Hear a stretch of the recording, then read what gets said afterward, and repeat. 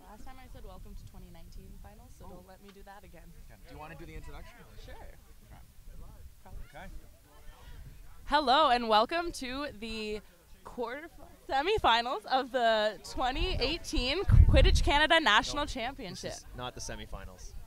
This is a consolation match.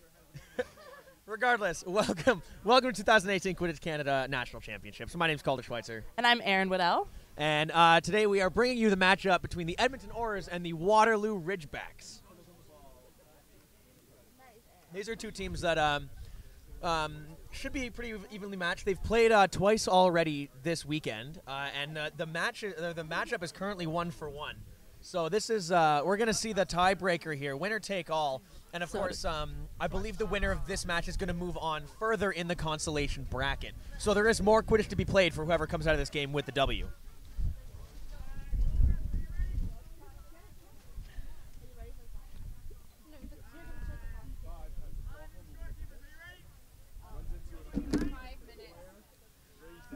We're doing an extended ready check here as we are just getting ready to kick off.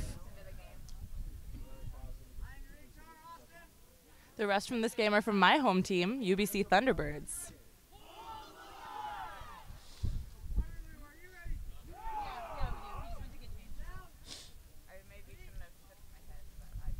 And brooms up is called as the players are on their way. Looks like it's going to be pretty evenly matched again to the quaffle, but it's going to be picked up by an Edmonton Auror chaser, and it's going to go a quick pass to 101 through the hoop. Quick 10 points up for Edmonton, putting the first score on the board.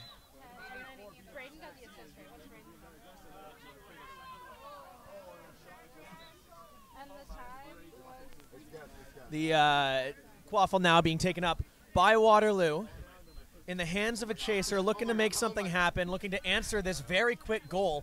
Edmonton not only getting the goal off of the beginning, but also bludger superiority, as number 4 is cutting around the outside, looking for a pass. I'm going to make a quick pass inside number 5. Unfortunately, going to drop the quaffle as it's pounced on by an Edmonton Auror, number 101, and it's handed off to the keeper for keeper protection in the zone.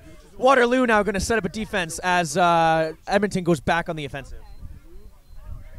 Okay, we've got the chasers waiting for their beaters to set up, keeping it nice and slow, and we've now crossed half. Some quick passes up top at the beginning of this play here. Number 36, Chris Radziowski, currently in possession of the quaffle, a dominant player. Some people would say that this team goes about as fast as Chris will take them. Definitely a star, definitely puts up a lot of their points, either in the form of straight goals or assists. As we see a little bit of play around the Waterloo hoops. Waterloo's recovered the quaffle and is making a fast break.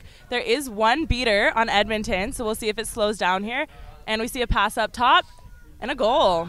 Very good patience on the Waterloo chaser. They're drawing the beat, taking their time, and then making the pass just before the bludger made contact with their body to make sure that their ally was in a good position to make that shot without a beater on top of them. Okay, only 2 minutes in and one goal on the board for each team. See if Edmonton can get a second up here with a handoff and then a pass up top. In the hands of number 32, taking a shot. Number 32 coming over from Valfreyja to Edmonton for this tournament. Should be interesting to see how he integrates into the team. You know, clearly they've had some success this tournament, so it's clearly been going well. But in terms of this matchup and seeing who's going to come away with the Waterloo-Edmonton rivalry victory, should be interesting. We see number 3 playing around behind the hoops. Christos, number 32, going to wrap him up in a tackle. Pass off to number 4, who's going to try and deke around. Going to get around the defender, looking for the hoops. Going to make a quick pass. Number 5 dodges the beat, and it's just south of the hoops. It's going to be pounced on by Edmonton. Got a skirmish for the ball here. Beaters aren't coming in to help, and we have a beat of the Edmonton Aurors, so that Waterloo's recovering the quaffle. No, and the Aurors keeper has the ball now.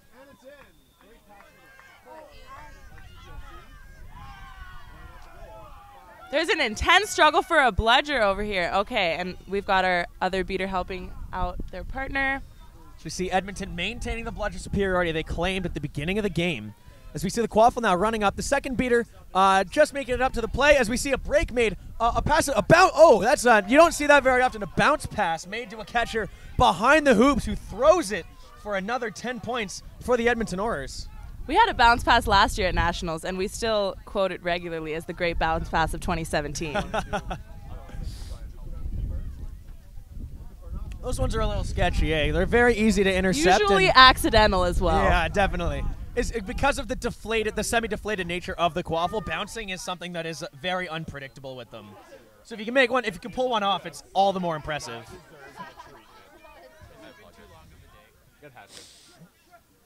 See the quaffle being kicked away by Waterloo to Edmonton. Looks like Waterloo, instead of trying to pick it up and make a play, electing to set up a defense, play it nice and easy, and take their time on this one. Edmonton actually just coming to this game right out of a fierce match with Valhalla, who is moving on to the semifinals to play Guelph Quidditch. And they had to play almost immediately after, so we may see a little bit of fatigue coming up from this Edmonton squad. And you know, there's going to be adrenaline, but definitely that's the kind of thing that's going to catch up with you as the play goes on. They are subbing regularly, which I think they're doing in order to stay fresh and not get too tired out. Definitely. I'm seeing really a lot of subs coming from that side. So we see from that last offense, a nice shot by Chris Radziowski, just tipped off the top of the hoop, not going to make it as it's recovered by the keeper on Waterloo. Looking for a lane. Now that the beaters are, well, there's still one beater around. Chris Rad doing some incredible point chasing, really reading number 28 on Waterloo, looking to make a strip potentially or a tackle. 28 finding no solace as he's wrapped up in a tackle and brought to the ground, trying to throw to a player behind the hoops. It's going to be dove upon, but picked up and recovered by Edmonton. No goal on the play.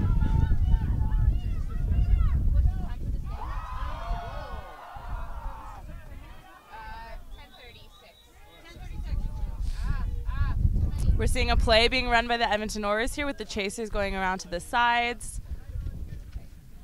Surprisingly uncommon to see teams that have actually structured playbooks, but it is a marked difference in the play style and the efficiency of the offense when you see that they're actually running something that is a play that is practiced as opposed to a maneuver like a handoff or a pass behind the hoops that people plan for. It's interesting to see teams. Valhalla is a very successful team that is famous for doing this, that has a very structured offense and defense and runs set plays very often. It's interesting to watch games like that, especially when you have two structured teams coming together, seeing how their plans inevitably fall apart in light of the other team's plan, and then how they can then improvise in face of this very important structure that they maintain. This is our first stoppage of play at almost 6 minutes. And it looks like Austin is about to make a call. There's going to be no call on the pitch. As play resumes, quaffle in the hands of the Waterloo keeper. We've got a chaser going behind, and the keeper is driving. Maybe going to make... Oh, and Edmonton recovered the quaffle. The keeper did not have a chance to make a pass. Looked like potentially an interception or a strip from Chris Radziowski, which just, further entrenches the idea that he is a driving force on this team, making a lot of the big plays. As we see a big tackle coming from number 4 on Waterloo, just taking this player down the field with him, running a lot of interference, causing some troubles as they try to make a play. There's now a scrum down on the hoops, as it looks like Waterloo is coming away with the keeper claiming their protection. So we see a double whistle now on the play. One of the hoops sitting a little crooked. The stoppage appears to be for injury of an Edmonton player.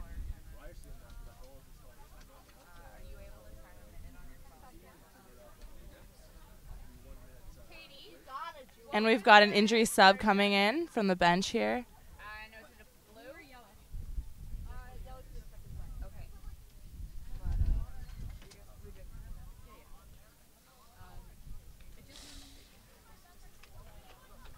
They seem to be all right, but since play did stop for them, they have to sub. And I believe number 11, Belmore, is coming in for that chaser. No. We have another keeper, number 14.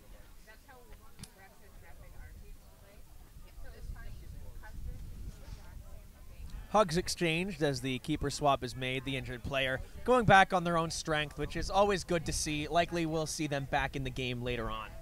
And sometimes you just get those big hits, and it's inevitable in this sport. You're going to get your bell rung, and sometimes you just need to take a second, get off the pitch, and regather yourself. Let someone else take the spot. As we see Waterloo now moving up, coming to half, but meeting some aggressive point chasing by Chris Radziewski, who's going to look to pull this player to the ground.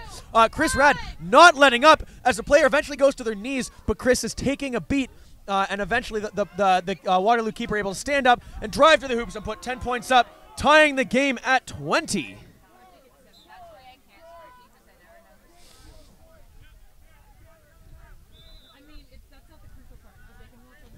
Kaylee Mendoza is now on the pitch, a real driving force for the beaters on the Edmonton team, really physically imposing presence. You can see right now she's already being really aggressive with this beater, and we've got a tackle in the first 10 seconds on the pitch. As we see a drive, because of that tackle, the lane being opened up for number 14 keeper on Edmonton to take it, and you know, beautiful sight from that, being able to see that and take the opportunity. 10 points now going up for Edmonton.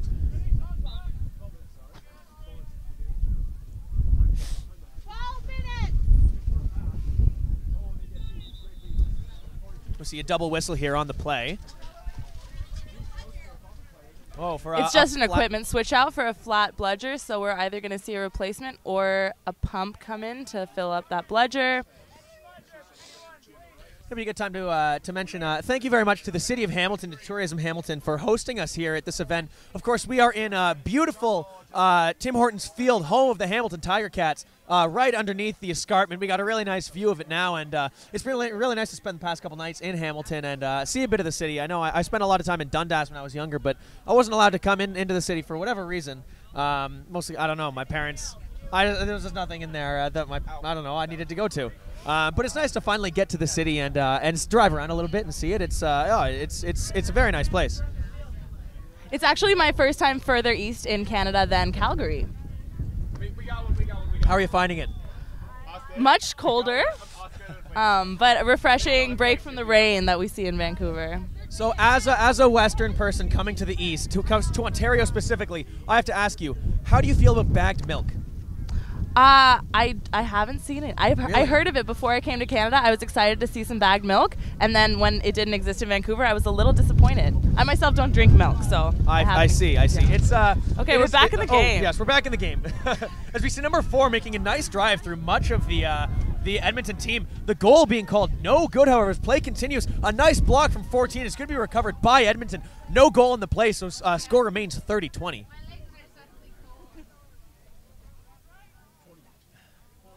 Number 13's coming out on the pitch, and she's asked me to make a shout out to Mama Pearl back home.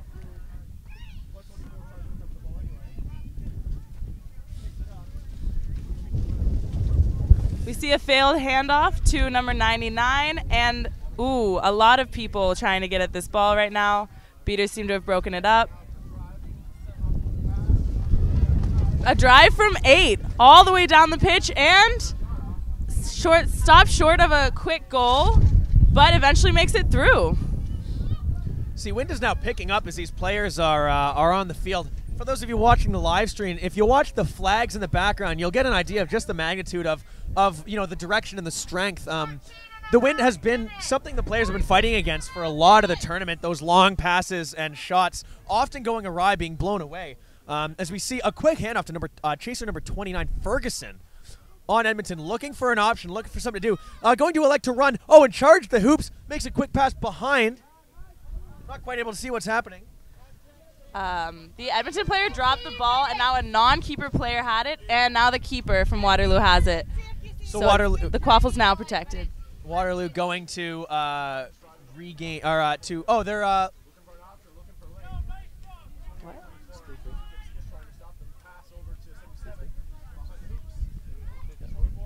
my apologies, have not been updating the scoreboard. There was another goal scored by the Waterloo Ridgebacks, so we are currently tied at 30. That's my apologies on that one.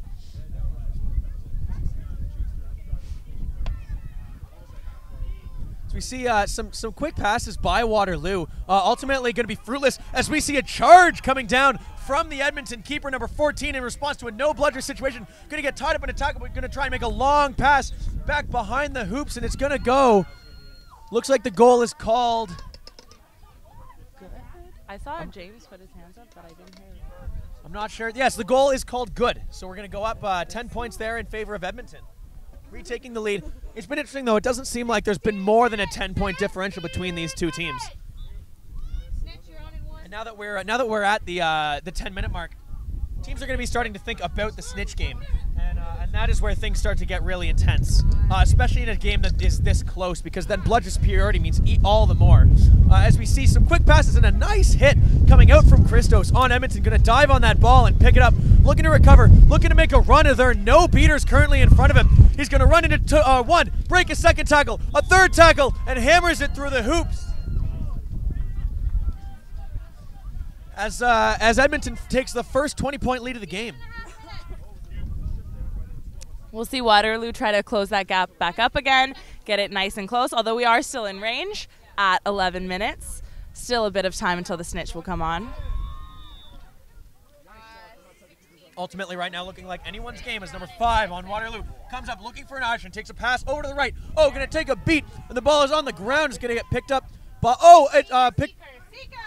yes, picked up by Edmonton. Now in the hands of the keeper coming up the left side of the field. Very sneakily. A lot of Waterloo doesn't look like they see him coming. This is coming up, breaks one tackle.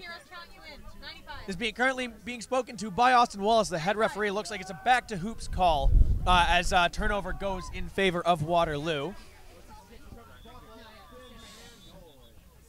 And the double whistle is called on that I hear play. A yellow card.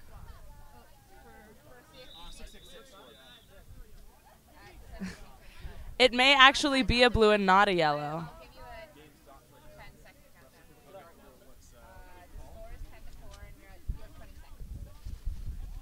I still don't know what the card is for. Yeah, we're unsure on the offense, but it does look like it's going to be a blue card, I think you said? A turnover in any case. And the card is yellow. It's a yellow card for an illegal timeout for Waterloo. I wasn't aware that was a card. Yeah, I think it's a. I'm not sure. I think it may be a relatively new rule, or at least one that I hadn't heard about until last year's Nationals. But definitely. Was the penalty negated by anything, or why is there no one in the penalty there is box? a player coming see. to the box. So you see the score going up.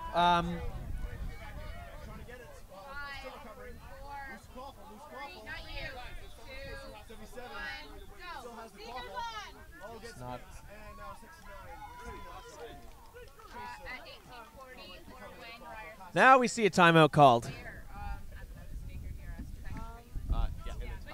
The thing is here, I'm interested to see. I would be interested to know what both of the teams are saying in these huddles. Edmonton being up but still in range, they're going to be looking to really hammer this home and progress their lead. But we see Waterloo is looking to the same thing, put up enough points to stay within range, potentially get ahead, and ultimately it looks like this game could come down to a seeker if Edmonton doesn't run away with it.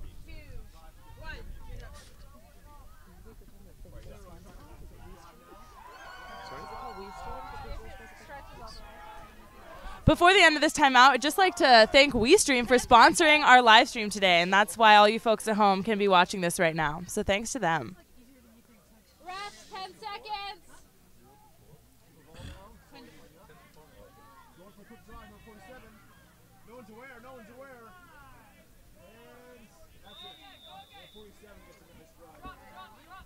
So the players now retaking the field and remounting their brooms.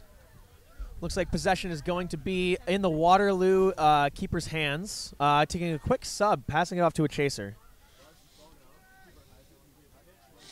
Chaser now passing off to 28, the new keeper in.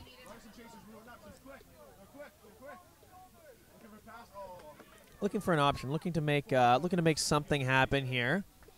Couple of pass options on the right, one on the left. As the decision is being made, and these point chasers are being warded off by the beaters. Eventually, an outlet is seen. A break is being made. 28 running and is just right to the hoop. Right through. That's 10 points up for the Waterloo Ridgebacks. No bludger situation for Edmonton that are going to immediately answer with a point of their own, keeping this game at a 30-point differential. 30-point differential being a very interesting point in Quidditch. because a snitch catch by a team that is down 30 points will end the game, but it will not win them the game. It would go to overtime. Overtime being something that is relatively rare because of the circumstances needed to obtain it, but definitely a high-stress situation in any case for both teams. But with a few more minutes until Snitch, it's possible that we will see Edmonton pulling out of range or Waterloo picking up the difference like they are seeming to do now and making overtime not a possibility. See a double whistle called on this play. Looks like a player down. It appears to be a Waterloo player, Waterloo keeper on the ground, going to be getting up, leaving the pitch. Looks like an injury to the left foot or ankle. That's unfortunate. You always, you see those kind of things, and kudos to him for bouncing up so quickly. But those type of ankle injuries, you see people get those, and it's very difficult to bounce back from a severe ankle injury. And I didn't even see, but I believe it was a non-contact injury, which is sometimes the worst. If you just step wrong and fall, you can tear all sorts of ligaments and such. I had that happen to me last year at Nationals. I was walking off the pitch to go sub off, and something popped somewhere, and I ended up being out for the rest of the tournament and 2 or 3 weeks of physio before I was able to fully walk again. It's really interesting how that just kind of happens, and. Yep. So the update, the score is currently sitting at 70-50, confirming. But yeah, those ankle injuries and foot injuries can be very very detrimental to people. But it looks like a lot of people can also go off with an injury and come back. There's so much grit in these players and so much passion for the sport that a lot of people just play on anything. A little bit of tape and some paint, some Advil or something, and they're back on the pitch. Has cleared up a lane to try to drive for the hoops. We got a pass to the back, which was far too high for number 99 back there.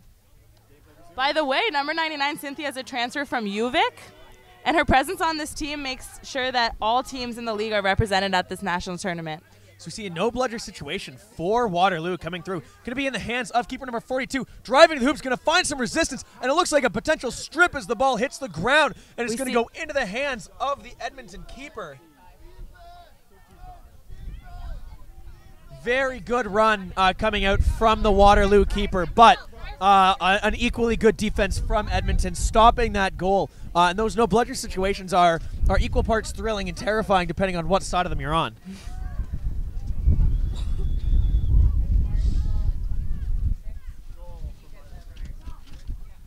We see the Edmonton keeper now coming around, going to run into a point chaser. I see an injury here, but play has now been stopped. Player down. I think I saw accidental contact to their head. Definitely looked like in the process of getting around, looked like it might have been a shoulder to the face. Definitely doesn't look intentional, but definitely an unfortunate thing. The player waving off the medic, just going to get up and walk it off.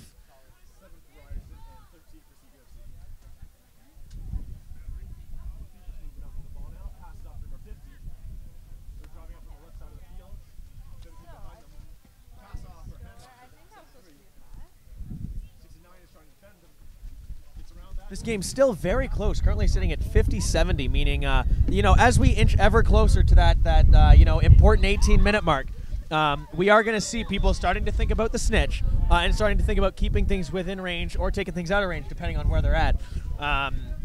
Right now, we are currently in snitch range, so for those of you who may be new to the sport and just tuning in and not quite sure what that is, when the golden snitch is caught, the team is awarded 30 points, and the game finishes. So you can be theoretically down 20, catch the snitch, and win the game. As play resumes here, we're going to see the quaffle being rushed to the hoops of Waterloo, recovered by a chaser with no goal on the play. As the offense for Edmonton is being beat all the way back to their hoops. As the quaffle comes up to half in the hands of the chaser, or of the Waterloo keeper, to number 28. Again, looking for something to happen. Going to cut out to the right. Run to the Chris Rajewski. Is not letting go. Going to make a quick pass out. No receiver except for the man himself, Chris Rajewski, number 36. Looking to make a run. Fakes a pass. He's going to get into a tackle to the ground. I saw a jersey pull before that tackle started, which I think is why Austin Wallace is now stopping play. Yeah, a couple of arms from the ARs went out there. We're going to see what the ruling is from the referees. commentating, I guess. You and Hutchinson. Which game?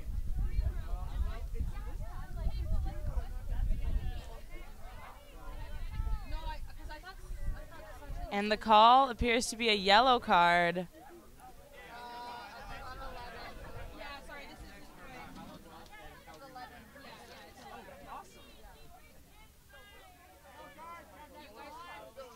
Contact from behind. So yellow card, contact from behind for a Waterloo chaser in that tackle, taking down Chris Radziewski and stopping the drive, but now going to be playing shorthanded because of it. I saw you looking at it, and you were ready, but he was waiting for the fast. So we're seeing the quaffle back in the hands of number, I believe, 36 on Edmonton, Chris, who is looking potentially to make a drive here. There is a beater right in front of him, so we may, two beaters, as Waterloo currently holds bludgeon superiority. So we may see, we're going to see one of two things. We're either going to see an all-out kind of Hail Mary to the hoops, or we're more likely to see this, which is a slower reset, rebuilding the offense and seeing what's going on. But we see a very aggressive beating from Waterloo coming up and forcing them to take a few steps back, as now the quaffle is back in the hands of number 36. Making a quick pass to keeper number 14, who's going to lob it, over to a receiver next to the hoop. Going to make a beautiful catch and come around, looking to take a shot, taking a lap all the way around the hoops. Going to get knocked to the ground by number 28, the keeper, who's going to fight for that ball. Cynthia's still on Broom, though, and the ball is being taken in by Soleil. Pass to Chris. They're going to call. Still in play, and possibly a goal. Number 4. If the goal is good, then you can go back. Where is our Snitch? Oh, Snitch! Is this our Snitch? No. Who's our Snitch? I think it's Okay, hold on, because I know who our Snitch is, and they go on and not that long. Hello? Is it Gordy? Maybe Gordy. Gordy, are you pitch one? Great. he's very ready. Okay. Looks like Austin Wallace now making the call. Oh, looks like potentially no call in the field. Was it in? Okay, yes. Thank you. Okay, yeah. So an injury in a keeper. No, it's about to. They're about to retry to make it, and that goal looks good. Potentially, we're gonna see. No, play is still continuing, so it must have not been a good goal. 17 is not my lucky number. 17 seconds is my goal for this game. You can return. It's going. Not a lucky number for me. Did he call a goal? Doesn't appear as if the goal was called good. So it's gonna possession in the Waterloo possession for Waterloo, currently in the hands of their keeper, walking up, taking their time.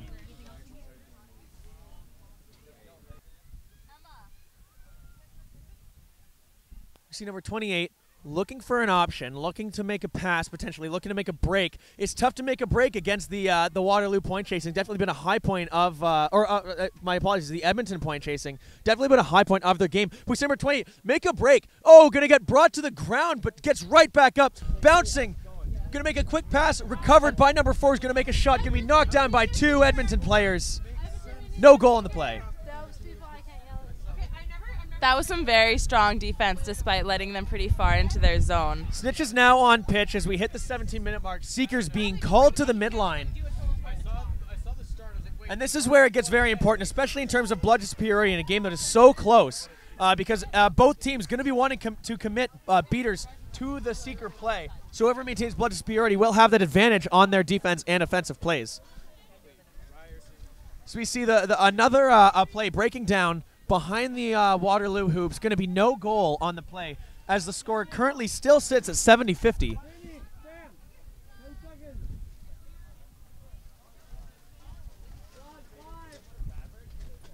Seekers go on in 5, and they're getting ready for a fierce battle. The Snitch going out. Gordy, notoriously difficult to catch, as we see what appears to be a goal, or maybe looks like it's being called no good by the referee crew. So we're going to see a pass out to Chris Radziewski, number 36. Looking to make something happen. Going to hang off of 2 players going to put it through the hoop, but a double whistle on the play.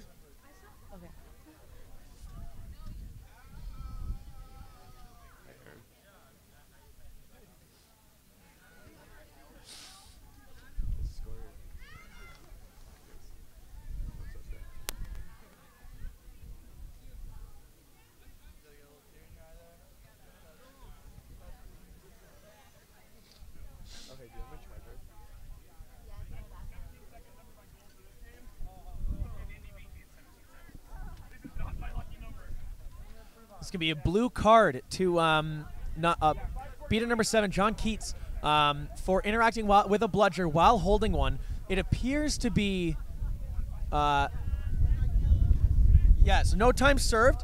Good goal for the goal is good for Edmonton, bringing this to a 30-point game, meaning that if Waterloo pulls the snitch now, they are going to tie, and we're going to go into overtime.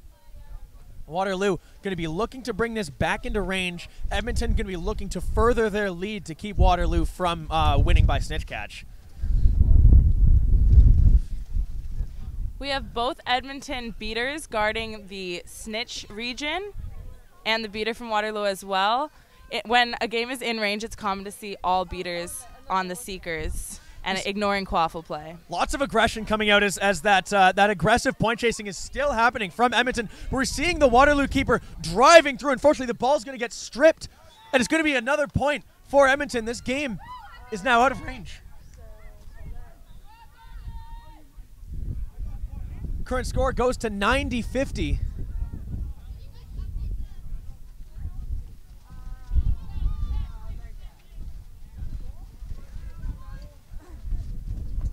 See, Waterloo now 42, looking to make a goal, and it's going to happen. Now bringing this game back into snitch range.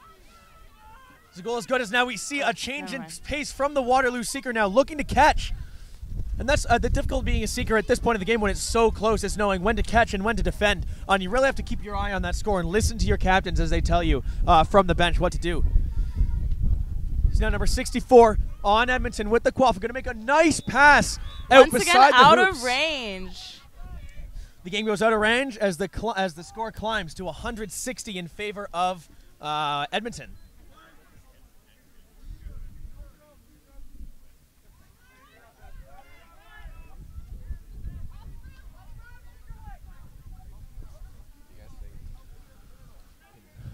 Quaffle being brought around the right side of the pitch. Oh, it's going to be the keeper all alone with a beater. I'm going to block the beat, but unfortunately the Quaffle goes flying out of their hand in the process. Going to make a quick bounce pass out to a chaser who is ready for it. Number 28 driving through somebody. It looks like twice their size.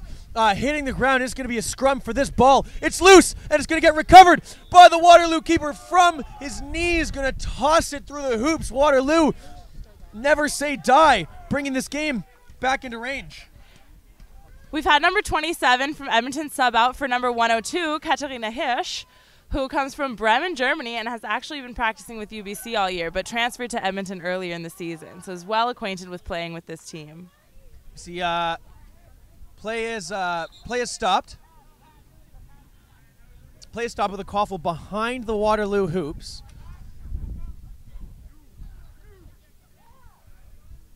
Unsure of the reason for stoppage, but I'm sure Austin will be telling us very shortly. I think that chaser may have been injured. Oh, is this, it looks like potentially another injury sub.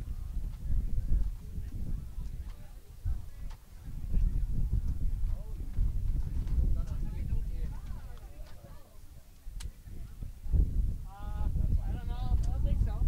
Let's check.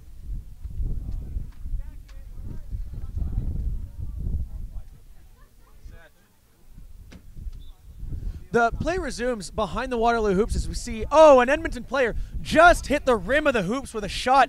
Going to be recovered by a chaser on Waterloo, who's going to run into a beater, very smartly backing up and giving it back to the keeper to reset. As we see a no bludger situation for Waterloo, going to run into a point chaser in the form of number 101. With 101 hanging off of them for the entire drive, going to go and score a good goal. This is a 20-point game. Waterloo could now pull and win.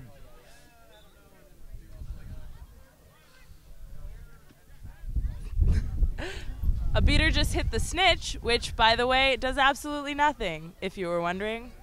And this time connects with the seeker. We see an amazing drive from the Edmonton, from an Edmonton player, right through. Honestly, I looked like the majority of the Waterloo team to score almost what looked like an effortless goal. Very nice drive, very physical gameplay from this player. And the score now climbs to 110-80. Back to that 30-point differential. We see the Aurors unafraid to go for the catch. And is Waterloo going to try to Waterloo make it? Makes a fast break around the left. Number 4 coming through two players. Oh, gonna do a pop pass to the player behind him, who is unfortunately gonna miss it. Gonna be recovered by Edmonton. Double whistle on the play. Almost had the opportunity for a fast break there, if not for the stoppage of play. But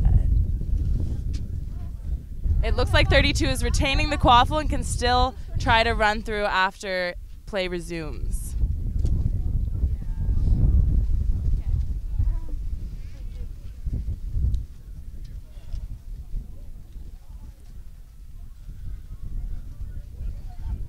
Players remounting. Looks like no call on the play.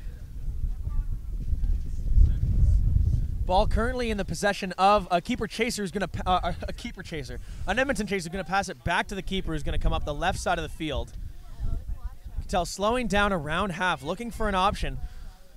Gonna fake a pass and cut to the left, running into a defender. Gonna pass it back to Christos, who's gonna take a beat. The ball is loose on the ground, gonna be recovered by a chaser on Edmonton, who's gonna make a shot.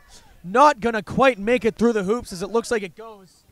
Those long shots are very risky on a windy day like this. I don't know why that's worth attempting. Sometimes it's the best option that you have if you're up against a beater, somebody you know that can probably tackle you if you know a known good hitter. It's worth taking that long shot as we see another fast break from number 4, seeming to read all of those, and the goal is good. Waterloo going up 10 points. Why is the time not running? No, I don't know. We have 1 minute till the penalty.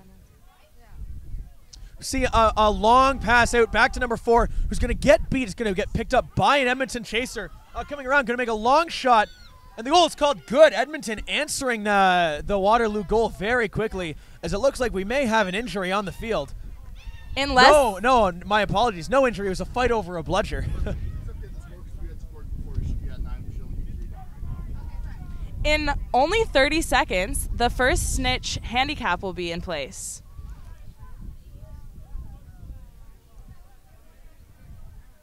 You see number 4, having made a lot of fast breaks now, electing to pass. Number 5 is going to throw it. Oh, it's going to unfortunately find no receiver. It's going to get picked up and recovered by chaser on Edmonton. Handed off to the keeper and going to claim protection in the keeper zone. Okay, 23 minutes and the snitch is now confined to the 1.5 yard area around the center line. We see play behind the Waterloo hoops now. Lots of quick passes between Edmonton. Oh, one very nice pass. And it looks like a shot from an Edmonton player. I don't hear a whistle. Was the goal good? It does. I don't believe the goal is good.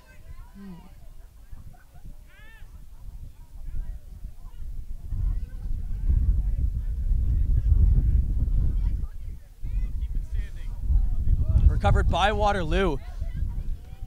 Amazing beat there where Kaylee Mendoza tried to make sure to beat the seeker and not let the other beater take the bludger.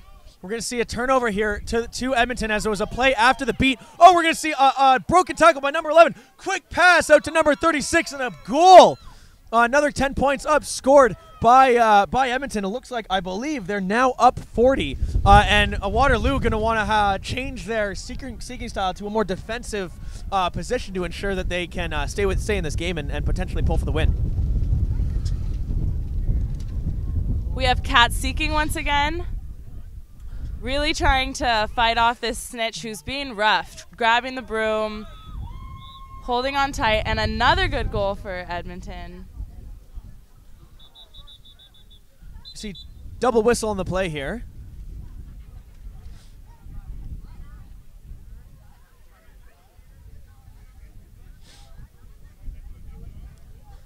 I believe it looks like the Waterloo speaking captain may be arguing for a beat before call, but I'm not sure I'm not sure what the call is being made, if there is going to be one.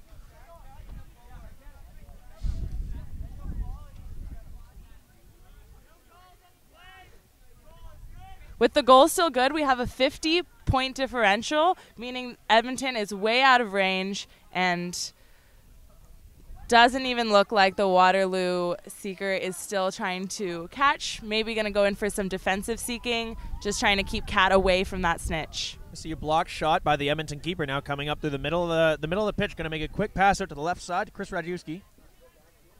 Chris now going to be fighting through this team. Even on the ground, the hoops are moving all over the place. And it looks like no goal was scored, as a very fierce defense from Waterloo prevents that. 32's already made 2 big dives for the snitch, but no catch yet. And Waterloo number 8 is making some defensive seeking moves, not getting too aggressive in here. Waterloo now crossing the center line. Quaffle in the hands of the chaser, going to have a lane opened up by the beaters. Sean Keats making 2 very quick beats. One on chaser, one on the seeker. Very opportune. Oh, but we see number 4 going to recover that drop ball. Again, looking to make a go. Going to make a long shot or a pass. Number 3 catches it. Unfortunately, falls off their broom in the process. This can be recovered by Edmonton with no goal on the play.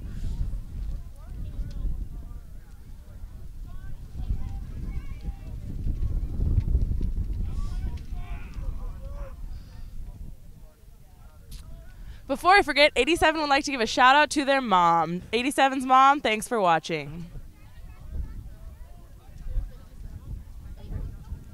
So we see a loose quaff on the ground. Going to look like it's going to get picked up, but looks like there's a call in the play that loose quaff getting picked up by number 15. Number 15 getting knocked over by a Waterloo chaser.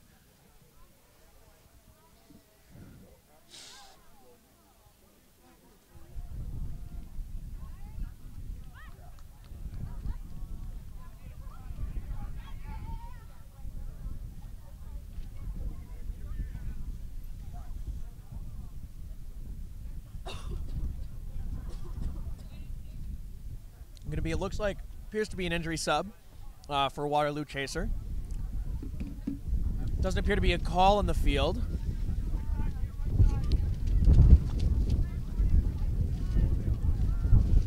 Looks like Austin Wallace issuing a warning. Not sure what it was for. I couldn't quite hear in the wind.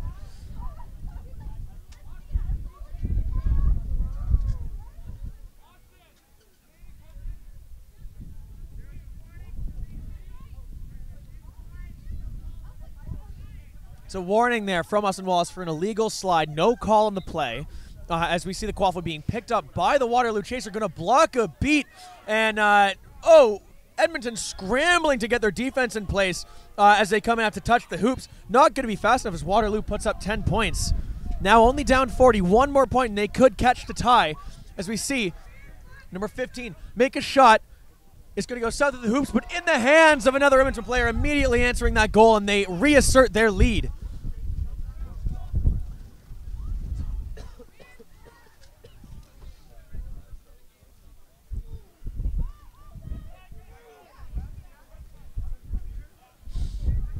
That's 4 huge leaps and dives for that snitch in a row from number 32. Not tiring out. A 5th one here.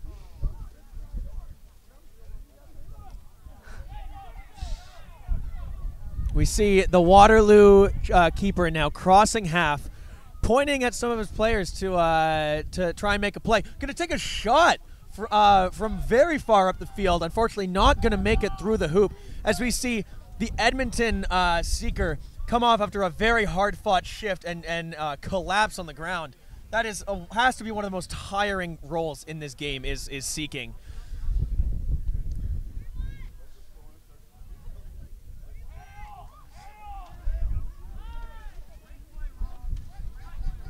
The snitch tail falls off as we have a stoppage in snitch play, but a quick launch, a cross-field pass from Edmonton. Looks like there's going to be a scrum down and can be recovered by the Waterloo keeper behind the hoops.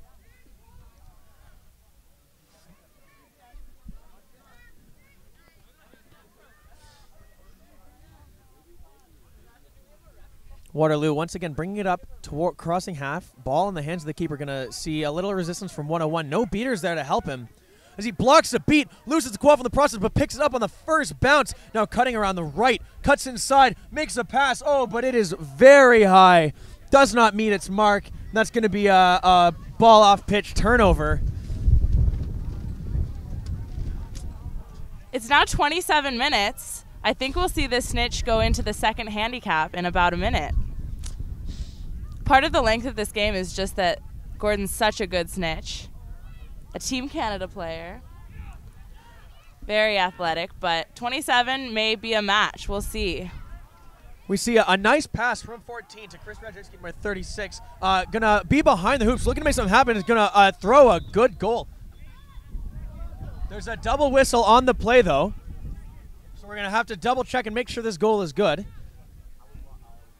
And if it is, Edmonton continuing to reassert their lead. Now up.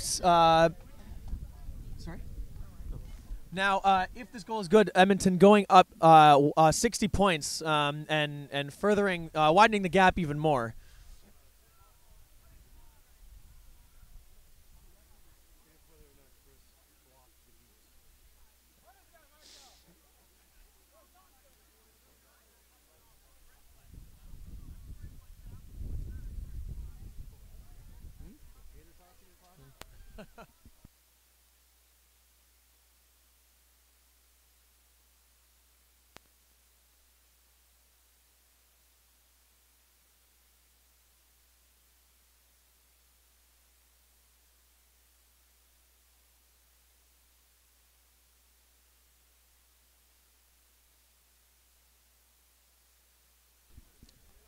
We're hearing the goal being called no good.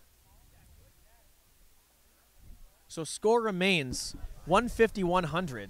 Still a decent lead. That 50 points is the highest gap we've seen all game, correct? I believe so. I believe you're right. You didn't count that goal, right? Oh,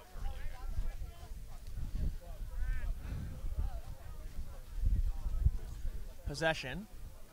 Oh, possession going to nobody. Ball is loose on the ground. We're going to see some dives, but there is a Waterloo beater right over it. It's going to be recovered by the keeper.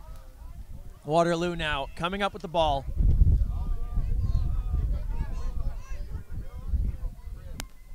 Start the time. We see number 28 coming around, going to make a cross pass to 25. Oh, despite their best efforts, leaping into the air, just going to be a little too high for their hands. Picked up by number 3, looking to make an option. As the pass option comes into place, it's going to be intercepted by the keeper on Edmonton. We only have 10 seconds to second handicap. We're going to see the Snitch not only confined, but also in 3, 2, 1. We have only one hand for the Snitch to use.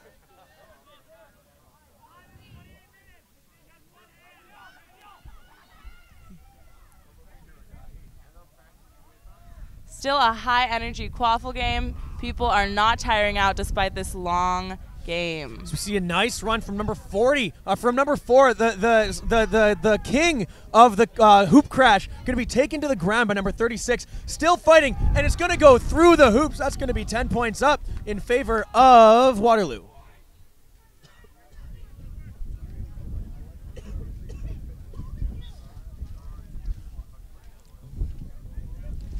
Possession now in the hands of Chris Radzinski, number 36 for Edmonton, coming up nice and slow.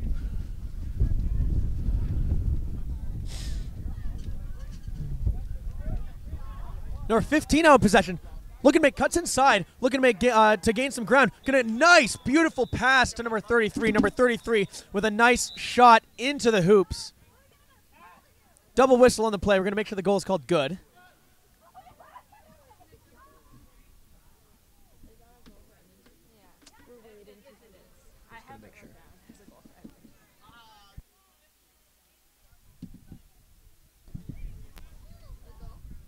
The goal is good. We're putting that up on the scoreboard. Austin, good?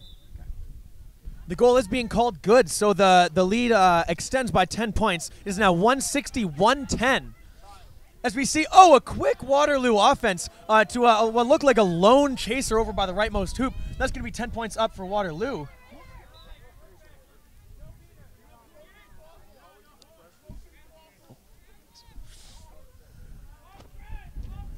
With only 40 points, we may see Waterloo get one more goal and then catch for a tie. Oh, a beautiful handoff to number 33 right before a vicious tackle coming out of the Waterloo Chasers. But it's going to be a missed shot and a turnover for Waterloo.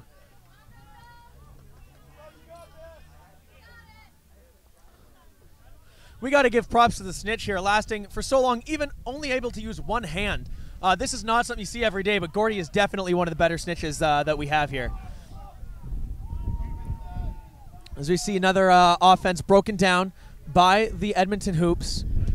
Edmonton now going to advance and try and make a play, try and advance their lead. You know, once you get to that 30-40 point range, it gets a little too close for comfort when you're in the lead, and you really want to do your best to have unanswered goals, especially during the Snitch time. As we see a quick cut by number 15, can be taken to the ground by number 4. Number 4 again coming in for another charge on the Hoops. Going to make a quick pass to number 42. Unfortunately, fumbles the ball and it goes on the ground. There's going to be a dog pile now for it. A beater coming in to help from Edmonton. Yeah. And Edmonton keeper has sole possession of the quaffle. We've got a slow advance by chaser Chris R.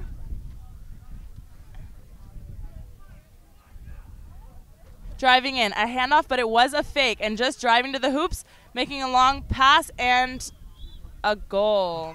Beautiful goal for Edmonton. A nice, crisp pass, followed by a clean pass through the tallest hoop. Those two-handed jump goals are just so satisfying to watch.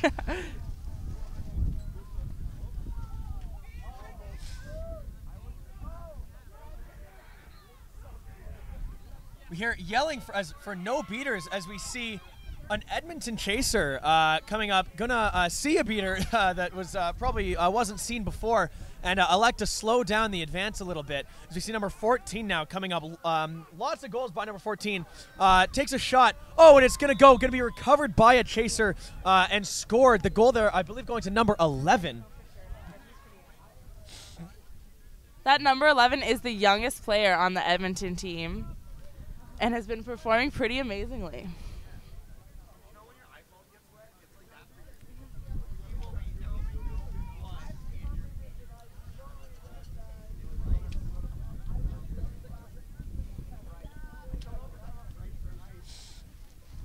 Waterloo all nearly blocking the beat, but unfortunately it is going to hit them as it's recovered by Edmonton. This is amazing. Now only 30 seconds until the third Snitch handicap. Number 14, quick pass number 14, going to toss it behind the hoops. Looks like it's going to go back in possession of Waterloo. Yeah, Waterloo bringing it up now.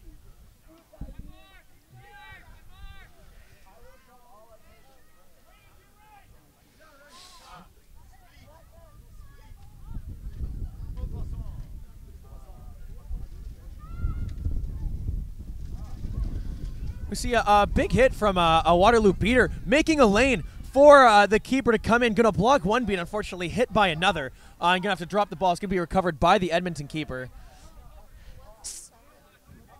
The third handicap is that the Snitch must now remain in a circle around the far baseline of the pitch.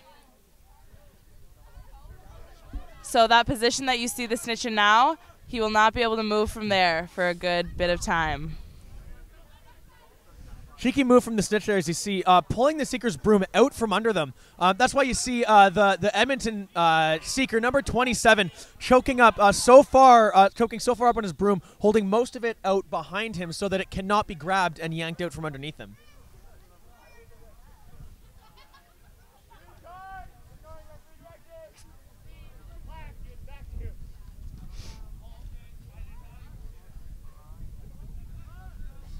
See a blue card for Waterloo for ignoring referee directive. It's going to be number 3. If we haven't explained so far, a blue card has a 1-minute penalty just like a yellow card, but can't stack and add up to an expulsion from the game, whereas a yellow card would.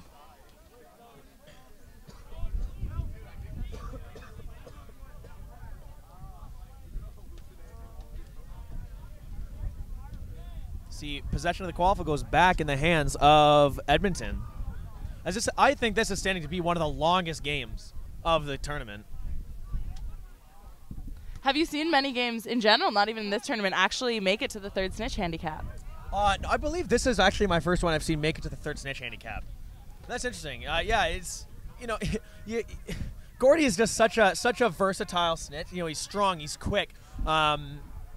It's been a real treat getting to watch him do his thing as we see play resume. It's going to be turned over to Waterloo behind their hoops.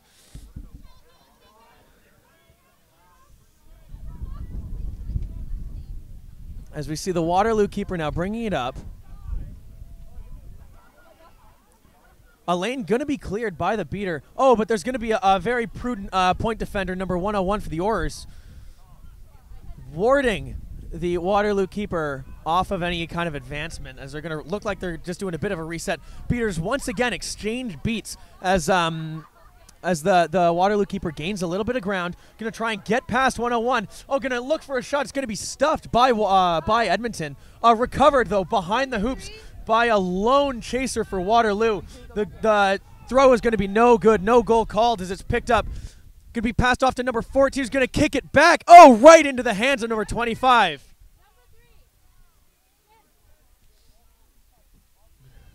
See now Waterloo keeper number 28 coming in looking for a goal. It's going to go through the hoops. That's going to be called good. Double whistle on the play. The goal appears to have gone through, appears to be called good, but it looks like it may be a bit of an injury. Shaking hands, no hard feelings, just definitely an accidental thing, whatever it was that happened.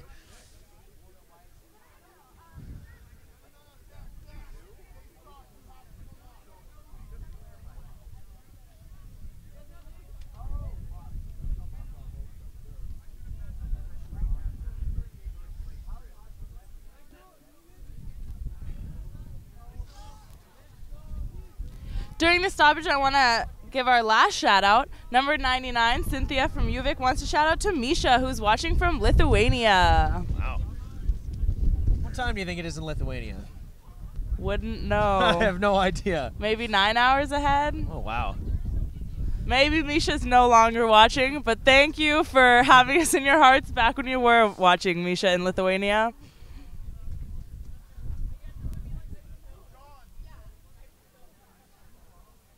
See, the game continues to stop. Austin Wallace now talking to, appears to be the Edmonton keeper. Like this game now, all 4 seconds away from hitting the 35-minute mark. This is definitely the longest game of the tournament.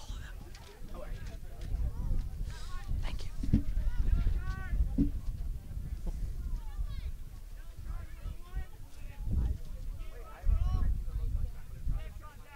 The card is a yellow for net contact. However, no one will be serving in the penalty box as the time is negated by the goal, which was counted good for Waterloo, bringing us to 180-130.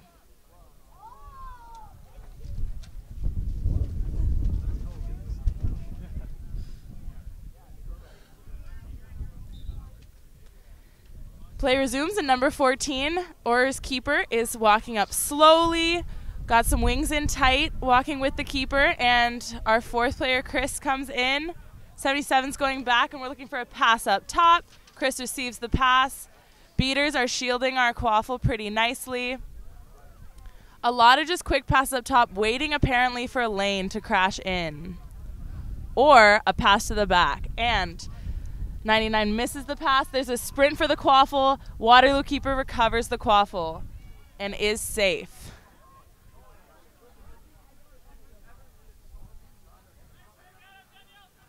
Waterloo's now advancing slowly with the quaffle. Got some subs coming in, waiting to get set up and avoid this chaser defender from the Aurors. Number 77 going to get beaten out. Number 28 keeper making their way past half, looking like a quick cut in behind the, letting the beater provide a bit of a shield as they finally see a lane. Going to run into Chris Radziewski, number 28. Looking to make shot, makes, a beautiful pass up to number 4. Puts it right through the hoop for 10 points up. This has just become a 40-point game. So we see a no-beater situation in favor of the Edmonton Oilers. Number 14 once again crashing. Oh, and it's putting through a very quick answer. And the gap extends to 50 points once again. Seems like a lot of Waterloo's points are getting very quickly answered. Waterloo putting a lot of their resources into getting those points and not a lot staying back for defense. And that's kind of costing them right now.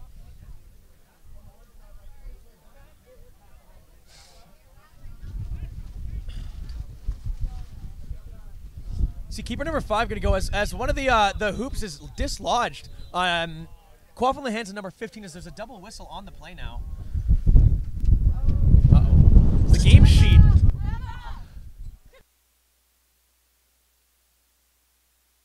The score sheet now flying across the pitch.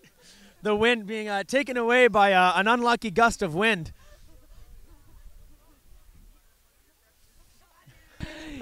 We see our Snitch using this long stoppage to retrieve a cute hat to add to his ensemble.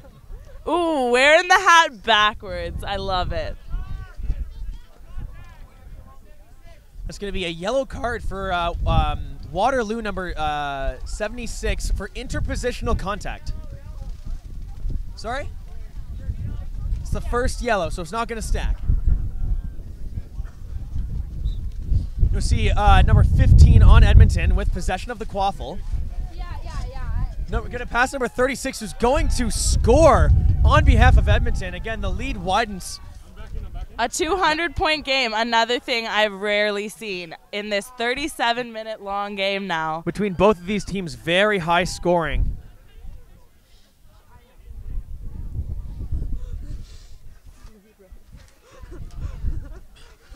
The Waterloo keeper, number 5, bring up the quaffle, looking to, going to be running into Chris Rajewski, going to be brought to the ground, still holding on to the quaffle, going to take a beat. Chris picking it up and passing it off to number 15. It's important to mention we are nearing the point where we have almost doubled the length of most Quidditch games. We've also run out of space on the score sheet for writing down the goals. It's another first, I believe. I've never seen that. As number 15 comes around, a half-moon run around, going to take a shot, not going to quite make this. Jumped on by number 4 on Waterloo, going to be recovered.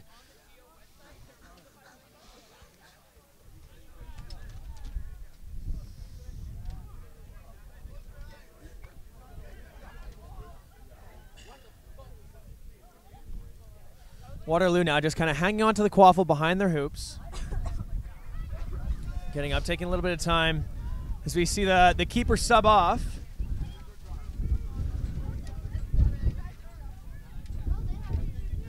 Fresh seeker in for Edmonton coming now fighting as the Snitch is still on its 3rd handicap. Gordy has had an absolutely phenomenal game as Snitch. This defense from the Aurors, we have 2 chasers actually blocking the hoops at all times and only 2 people defending up by the players. But Waterloo breaks through and makes a score despite that interesting defense. We're now 200 to 150. This is a very high-scoring game by any count. Potentially a product of the length, but nevertheless, a 200-point game is reasonably rare, especially for 2 teams that are so evenly matched. As we see the Edmonton scoring, but hitting the ground very hard in a tackle. Going to stay down. It looks like they're going to be calling in a substitute keeper.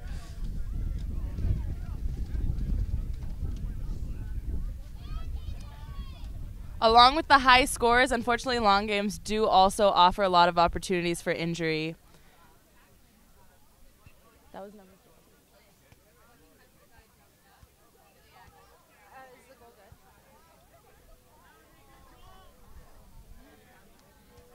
Perfect. 39.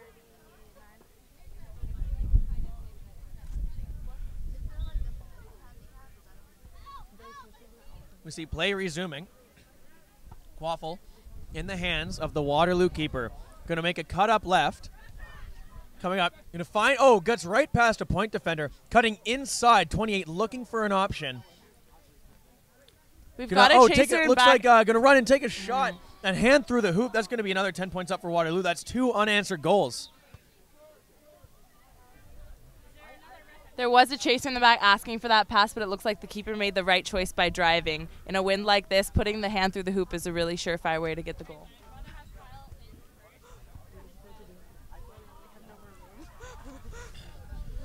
We see the Quaffle in possession of the Edmonton keeper. Now looking to run up, going to make a pass. It's going to be intercepted by a chaser on Waterloo. Now currently in possession of the keeper, claiming protection. They're going to make a quick break as there are no beaters. Oh, there appear to be no beaters, but there was one going to beat out the keeper, making the fast break there. And possession goes back to Edmonton. Can you remind me at what time the Snitch loses all handicaps? I'm honestly not sure. I don't think I've ever seen that before as we hit the 40-minute mark.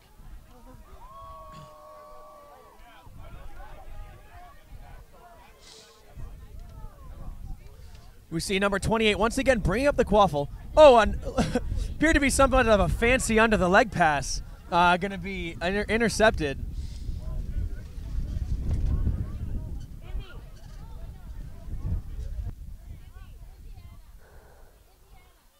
And this is where the athleticism of these players is so paramount. These long games, this is twice as long as anybody's used to playing in any one game. It's number 14. Take a shot. Doesn't look like the goal is going to be good as it goes out of bounds. And it's going to be a turnover for Waterloo.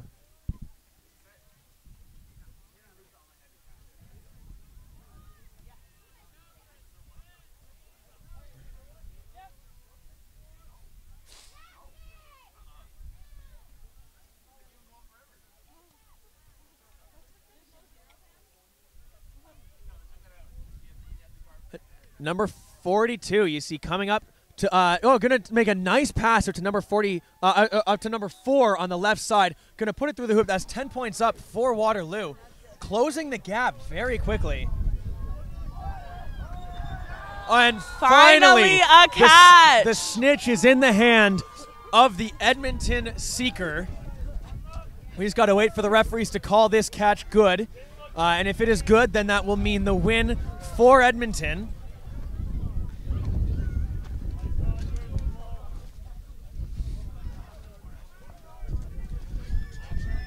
And the catch is good. Edmonton takes the win at the end of this marathon game. Final score, 240 to 170. The victory going to the Edmonton Aurors as they take this unofficial 3-game series between the two teams, taking the win. A really fair matchup, and I'm very impressed at the way that they just stayed getting one goal after the other, back and forth the whole time. Very fun to watch. It's been a pleasure commentating. I thank WeeStreem again for sponsoring this stream and Tourism Hamilton. Thank you all for watching. Yes, thank you very much. And at the end of that is I am Calder Schweitzer. And I'm Aaron Waddell. And we are signing off. Make sure to tune in very soon as we are going to start bracket play and headed toward that gold medal match. Don't go anywhere. Thank you very much. Goodbye.